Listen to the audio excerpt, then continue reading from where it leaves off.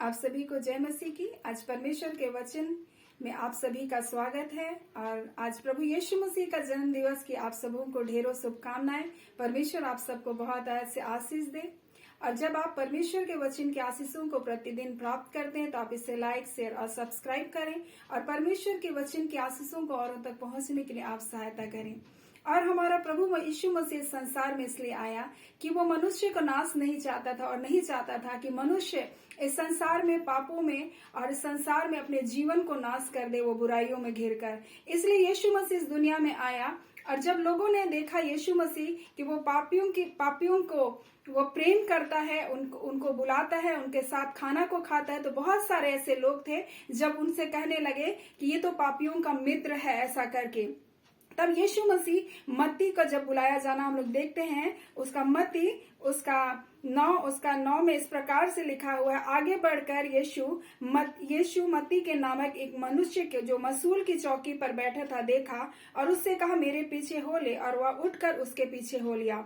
और यीशु मसीह उसके घर जब गया तो बहुत सारे और भी मसूल लेने वाले सोचे कि यीशु मसीह जो इतना अच्छा सबों को बता रहा है, लोगों को चंगाई कर रहा है, अच्छी अच्छी बातों को बता रहा है, ये हम जैसे पापियों के साथ भी ये बातचीत कर रहा है। और ये देखकर वो यीशु मसीह से प्रभावित हुए और वो भी यीशु मसीह की बातों को सुनने के लिए उसके पास गए। और मत्ती के साथ बहुत सारे और भी मसूल लेने वाले जब यीशु मसीह के साथ संगति कर रहे थे, तब यीशु मसीह को बहुत सारे लोगों ने कहा ये तो पापियों के साथ उठता बैठता है, ये पापियों के साथ खाना को खाता है। यह सुनकर यीशु ने कहा कि वैद्य भले चंगों के लिए नहीं परंतु बीमारियों के लिए आवश्यक है। वैसे ही तुम इसका अर्थ सीख लो कि मैं बलिदान से नहीं परंतु दया चाहता हूँ, क्योंकि मैं धर्मियों को नहीं परंतु पापियों को बुलाने के लिए आया। और यीशु मसीह संसार में वो पापियों को बुलाने आया, पापियों को नाश करने के लिए नहीं आया। और यीशु मसीह संसार में किसी का नाश करने के लिए नहीं आया कि सबको नाश कर दे, परंतु यीशु मसीह इसलिए आया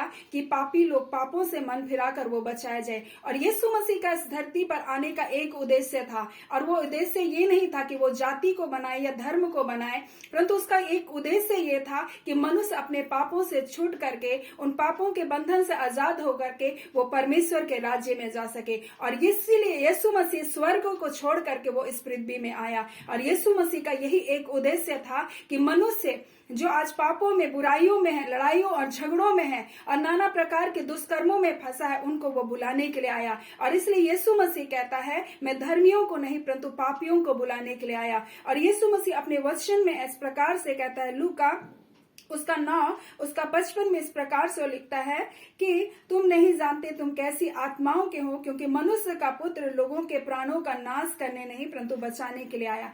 आज लोग एक दूसरे को मारने में उतारू है, एक दूसरे की हानि करने पर उतारू है, लेकिन यीशु मसीह वो अपने चेलों से कहा, जब वो सामरिया में एक जगह में जहां यीशु मसीह का अनादर किया गया, यीशु मसीह का तिरस्कार किया गया, तो उनके चेलों ने कहा कि प्रभु तो आज्ञा दे तो आकाश से आग गिरेगी और उनको भस्म कर देगी। तब यीशु मसीह ने कहा तुम कैसी आत्माओं के हो जो तुम नाश करने को चाहते हो, दूसरों के हानि को चाहते हो, लेकिन मनुष्य का पुत्र यीशु मसीह जो इस संसार में आया वो नाश करने के लिए नहीं परंतु मनुष्य को बचाने के लिए आया। और इसी उद्देश्य को यीशु मसीह ने अपने जीवन में पूरा किया। जब वो क्रूस में था तो उन्होंने किसी को श्राप नहीं दिया, उन्होंने सबको क्षमा किया और उसने कहा हे पिता इन्हें क्षमा कर, क्योंकि ये नहीं जानते ये क्या कर रहे। और इसीलिए तो यीशु मसीह का इस धरती पर जन्म हुआ। वो हमें पापों से हमें अपराधों से छुड़ाकर वो स्वर्ग के राज्य में ले जाना चाहता है। और इसी उद्देश्य से वो इस पृथ्वी में आया। वो किसी जाति को, वो किसी भाषा विशेष के लिए नहीं आया, परंतु वो सारे जगत से प्रेम करता है।